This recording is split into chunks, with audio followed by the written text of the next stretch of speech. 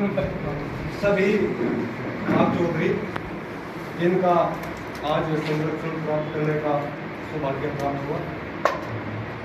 आज जो बड़ा सुंदर प्रोग्राम रखा गया है ममता चौधरी जी के द्वारा, जो बड़ी मेहनती कार्यकर्ता है, सर्व खाप पंचायत एवं भारत मुक्ति मोर्चा का संयुक्त मार्च।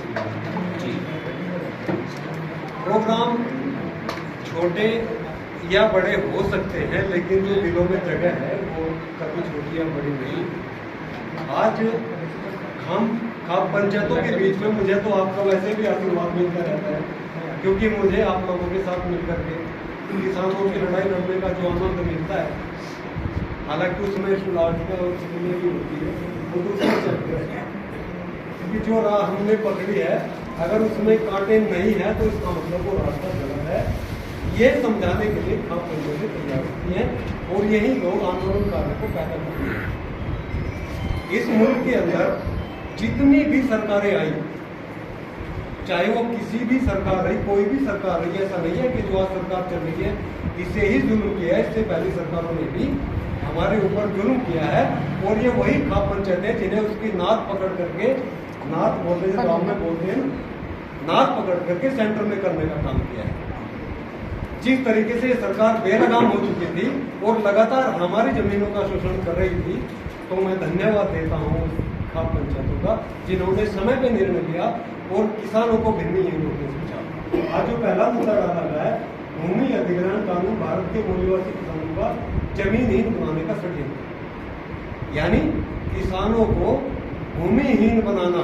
इन लोगों का तो इससे पहले ही नहीं था कि पहली, दूसरी, तीसरी पीढ़ी तो जमीन तक पहुंचेगी और चौथी पीढ़ी आते आते या पांचवी पीढ़ी आते आते समस्त किसानों को भूमिहीन कर दिया जाएगा और मजदूर बना करके बैल की तरह इन लोगों से काम लिया जाएगा।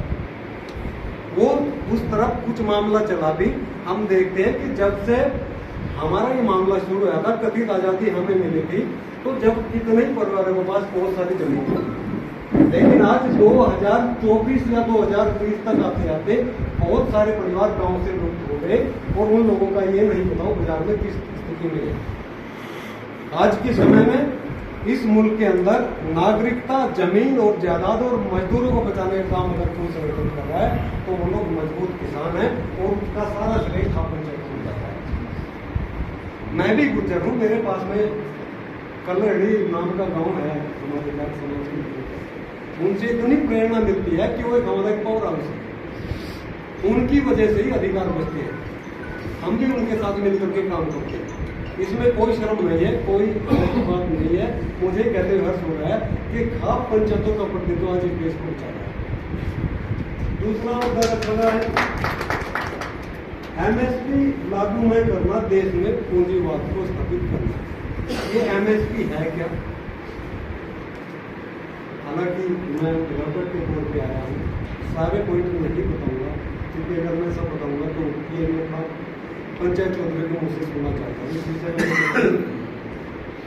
EVM हटाओ, देश बचाओ। EVM क्या है? EVM वो हथियार है जो हमारे वोट को शून्य करता है।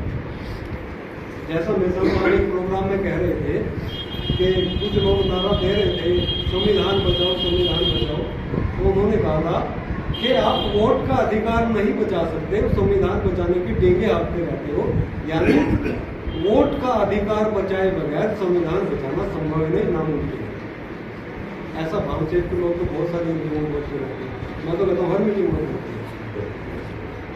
तीसरा, OBC की जातिगत जनगणना हो, लोक संख्या के अनुपात में प्रतिनिधित्व सुनिश्चित करना, इसके लिए संघर्ष करना। इस मुद्दे पे मैं ज्यादा नहीं बोलूंगा। हमारे बीच में चौधरी विकास पटेल जी राष्ट्रीय पिछड़ा वर्ग मोर्चा के राष्ट्रीय अध्यक्ष हैं, पूरे देश में इस विषय पर बहुत बड़े बड़े प्रोग्राम करते हैं, लाखों लोगों का मोर्चा लेकर के कई बार जिला कार्यालय पर धरना प्रदर्शन कर चुके हैं OBC की जातिगत जनगणना करवाने के विषय में और OBC के अधिकार बढ़ाने के विषय में। चौथा मुद्दा है देश की राष्ट्रीय संपत्ति का निजीकरण समाप्त हो, इसके लिए संयुक्त लड़ाई लड़ना है, समाज को जन आंदोलन के लिए तैयार करना।